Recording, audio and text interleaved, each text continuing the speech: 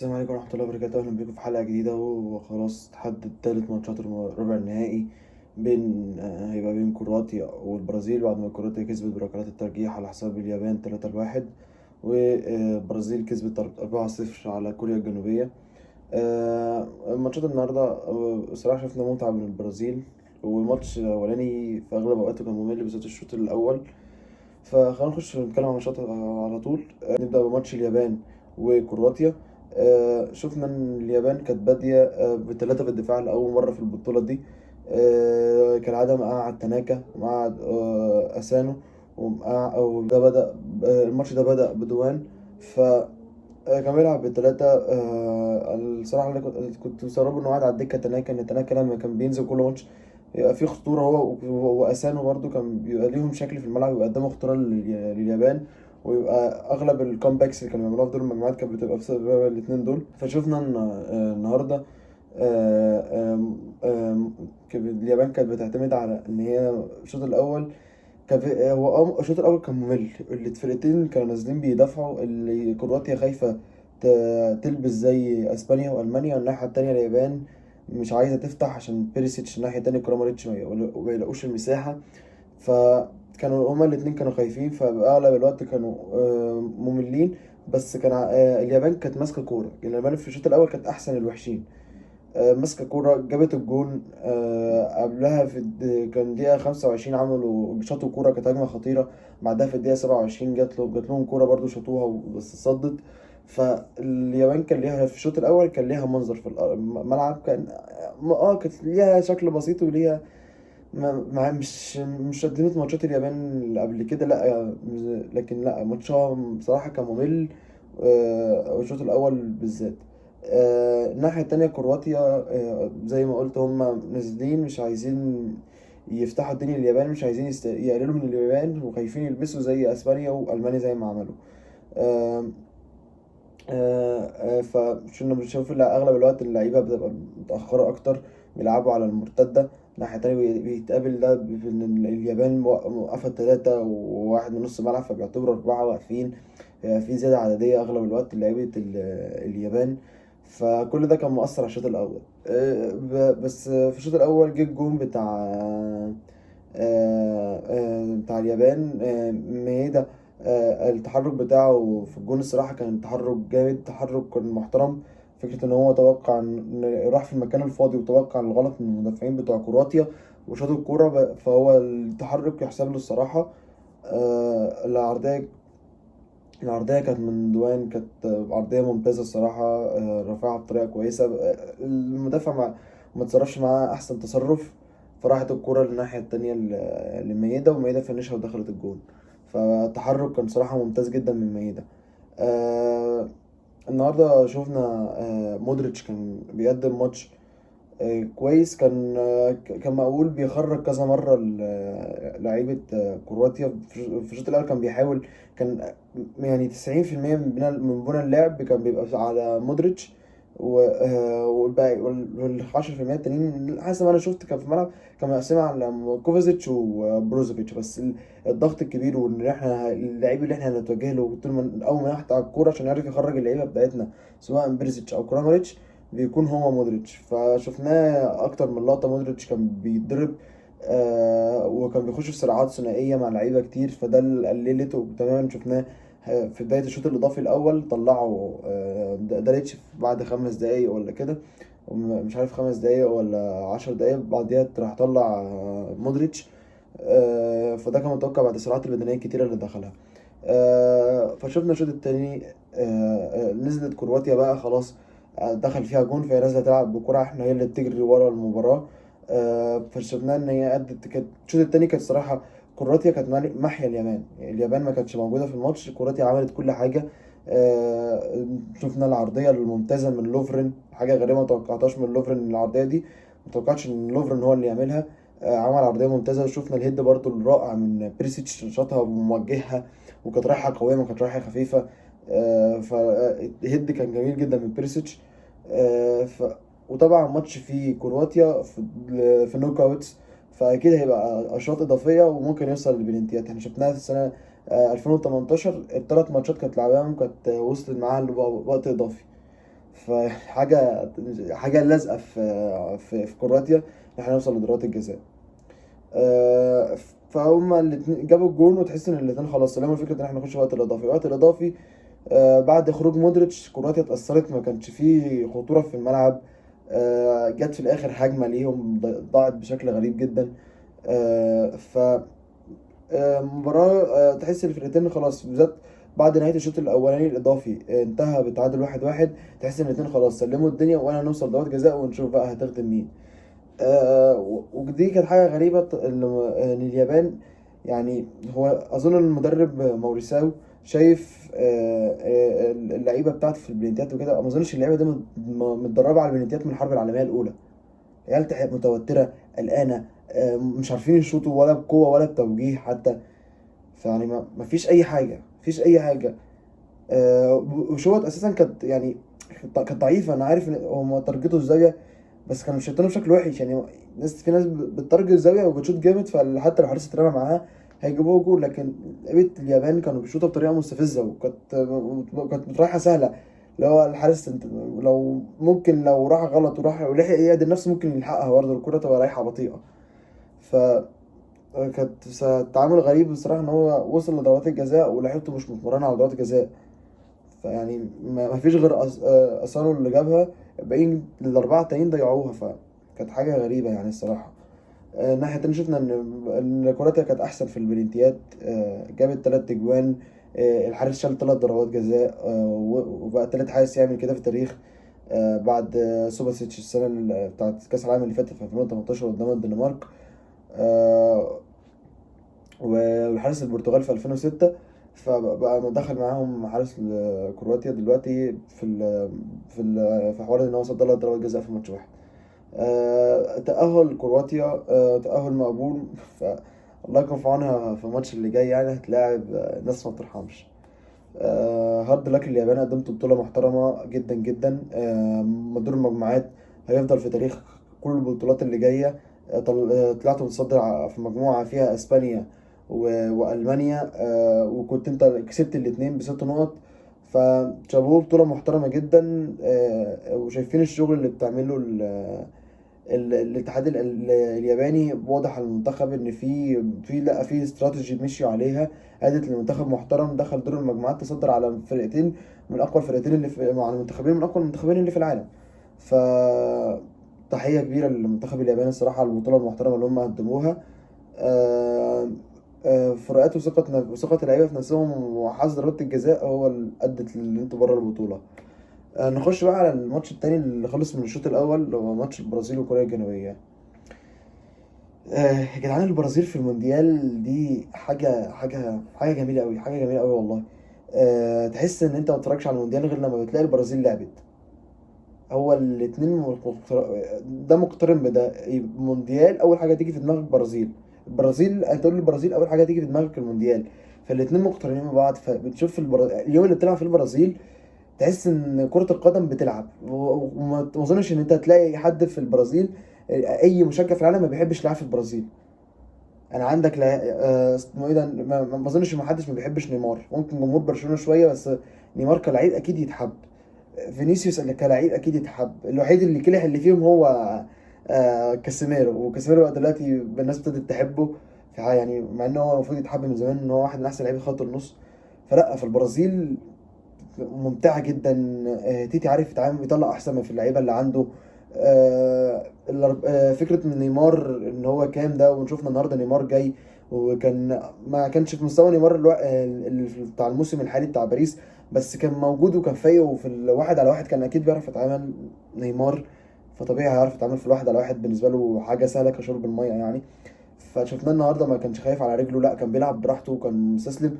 ونيمار في ضربات الجزاء، انا بحب الستايل بتاع نيمار. في ناس كتير ما بتحبش الاسلوب ده، بيقول بيستهزئ بالحارس والكلام ده، بس انا بحبه قوي. اللي هو يعني بيخلي الحارس كده عايز يمسك يشق الارض، شقه وتبلعه. اللي هو يا بنت اللذينه، الكره في الزاويه جنبه وهو مش عارف يعملها، والكره بطيئه ورايحه. بس نيمار بيقعد يتشتت الحارس في ضربات الجزاء يعني. فانا بحب الستايل بتاع نيمار الصراحه في ضربات الجزاء، في حاجه تحسب له. فشفنا النهارده فرقه ممتعه من البرازيل. الشوط الاول باستثناء كره هوانج ليتشان، اللي شالها اليسون تعامل جبار. ما كانش فيه اي خطوره تماما على مرمى البرازيل. شايفين ان هم البرازيل بتتعامل بشكل حلو، بتخلي كوريا تحس تشم نفسها ان هم سايبين لهم الكوره. هوب تضغطوا البرازيل، تلاقي ان فينيسيوس ونيمار راحوا في حته، وريتشارلسون ورافينا راحوا في حته. فلا، وزاد ريتشارلسون بالذات فينيسيوس ورافينا بتلاقيهم الاثنين فتحوا البطاريات وجريوا الاثنين، بالذات فينيسيوس ما حدش عارف يمسكه. وده شفناه في الجون الاولاني، ثرو باس مش فاكر من باكيتا ولا نيمار، خرج رافينا اخد الكوره وجري جري جري، لعب العرضيه الناحيه التانيه اسمه ايه ده فينيسيوس فنش. فلا، ففي ستايل لعب.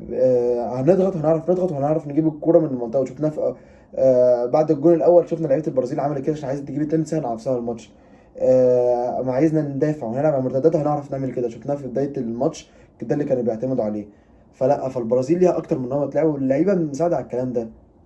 فيعني الصراحه منتخب مرعب جدا مرعب جدا. شايفين النهارده يعني حتى ثنائيه ماركينوس وتياجو سيلفا، الناس كانت بتتكلم على تياجو سيلفا ان هو كبير في السن وهيبقى بطيء والكلام ده. انت بتشوف تياجو سيلفا وهو بيلعب بالسن ده ب 37 سنه، احسن مدافعين عندها 20 سنه و21 سنه. فصراحه تياجو سيلفا لحد دلوقتي بيقدم بطوله محترمه. انا ما كنتش متوقعها منه بسنه ده الصراحه، لان انا قلت ان هيبقى عنده شويه صعوبات في السرعات، لكن انا شفت بيعرف يتعامل مع سون لما بيجري جنبه، بيعرف يتعامل معاه لما هوان هيتشان بيجري جنبه، لا بيعرف يتعامل معاه. فالصراحة شابوه لتياجو سيلفا على البطولة المحترمة اللي يقدمها. على الناحية التانية بيدرو بنتو، أنا استغربت إن هو يعني أنت يا معلم، أنت فاتح الملعب بتاعك ليه للبرازيل؟ يعني يعني أنت مش، معلش يعني أنت مش فرنسا ولا إنجلترا عشان تفتح ملعبك للبرازيل. حتى إنجلترا لو لعبت البرازيل يعني هتركن، ممكن لا تفتح معاها وتبقى تجاريها هي فرنسا.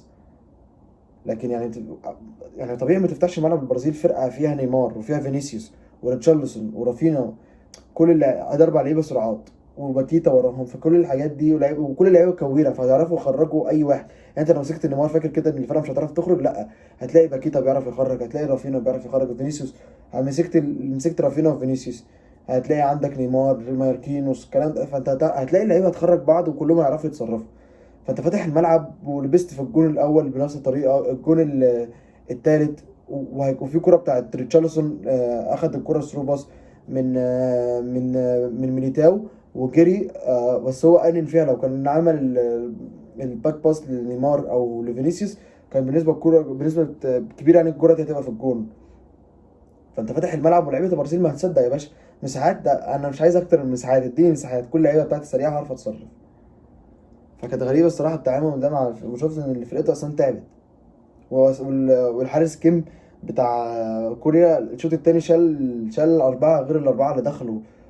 بصراحة قدم شوط تاني محترم. حاول يطلع بالنتيجة، يقلل النتيجة على أقل وجه، طلعها بشكل محترم، مش عايزين نخلي النتيجة تبقى وحشة. أنا عايز أتكلم عن أليسون. شفنا الماتش اللي فات لما كوريا دخل في إيدرسون، لو كان أليسون كان واقف كان ممكن يتعامل معاه. فرق كبير قوي بين إيدرسون وأليسون.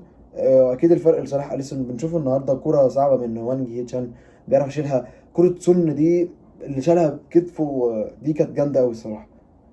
كان انفراد لسون وشاط الكوره، جت في كتف اليسون. فالصراحه يعني اليسون بيدي نفس للعيبه البرازيل، اللي هو حتى لو جت علينا هجمه قويه عندنا حارس يعرف يتعامل. وبالمستوى اللي فيه اليسون السنه دي اساسا، ده حاجه مع ليفربول، هو اللي كان بتحس ان هو الوحيد اللي فايق فيهم، ومكمل بكده مع البرازيل، شال اكتر من كوره. لما النتيجه كانت 1-1 جت هجمه شالها. على مدار المباراه بتلاقيه بيعرف يتعامل، ما تلاقيش كوره. يعني تحس ماركينوس وتياجو سيلفا، لا انا ورايا حارس يعرف يتعامل حتى لو جت الهجمه عليه. ف تحفه اليسون الصراحه. اظن اظن ان هو احسن حارس في البطوله لحد دلوقتي. بيدي فعلا بيعرف يتعامل مع اي فرصه انفرادات، ويعرف يتعامل شوطه من بره. حتى الجون اللي دخل فيه هو ما يقدرش يعمل حاجه فيه، الكوره جايه له صاروخ اساسا في صباح الخير. لكن غير كده الكوره اللي شالها كانت كوره صعبه جدا. اتكلم عن حبه الكرز، هو فينيسيوس. الواد الصراحه عمل ماتش النهارده كان جامد جدا، جاب جون وعمل اسيست. وضيع اسيست تاني. لو كان رافينا بس لو كان عمل استريتش جسمه، لو شاطها براسه وهو بيستريتش جسمه او بصدره كان ممكن نلاقي فينيسيوس تلعب باسيستين وجون.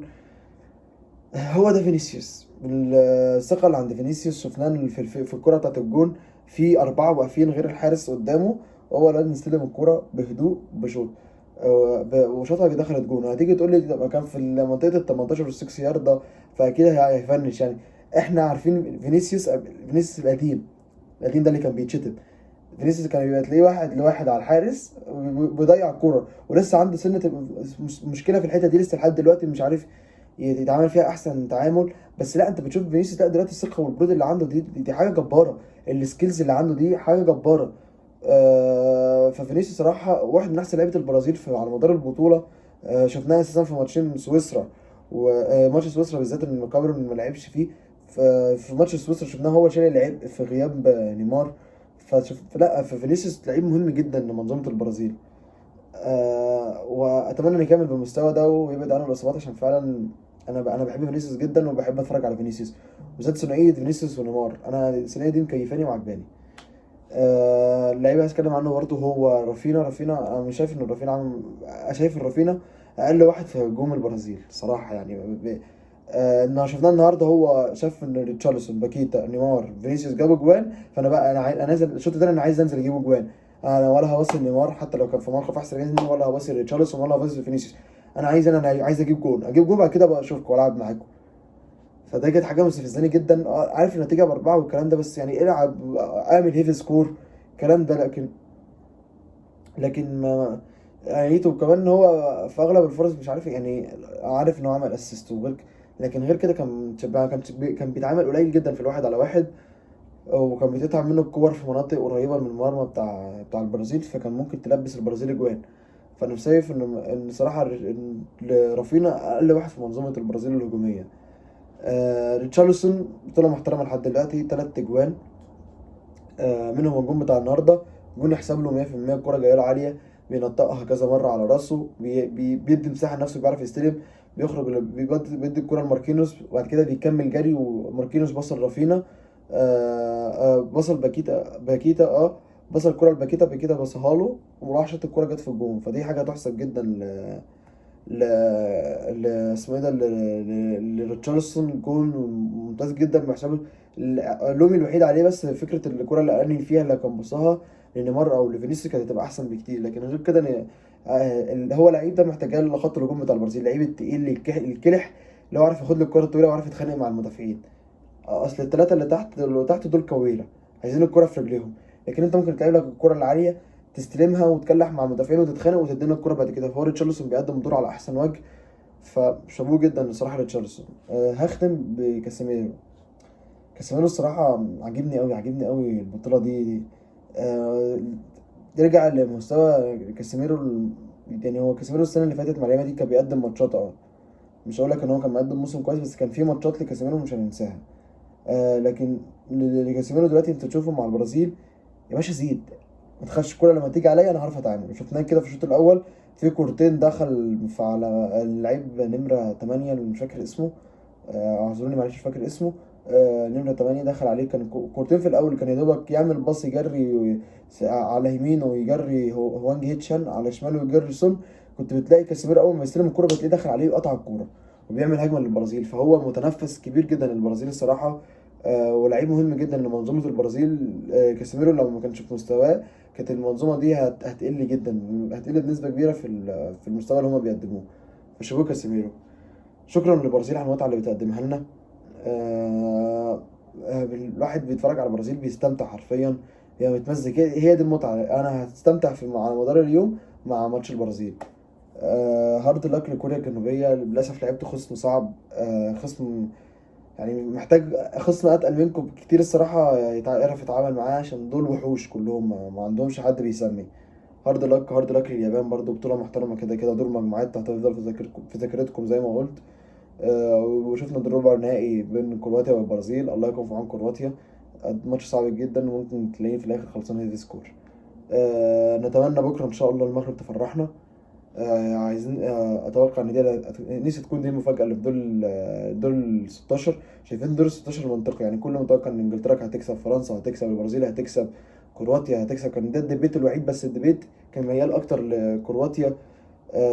فاتمنى ان يكون الحدث اللي هيحصل في دور 16 يكون في ماتش اسبانيا والمغرب، وتأهل المغرب. اتمناها بجد.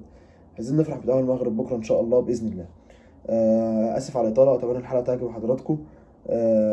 كان معاكم احمد هاني، واشوفكم في حلقه جديده، والسلام عليكم ورحمه الله وبركاته.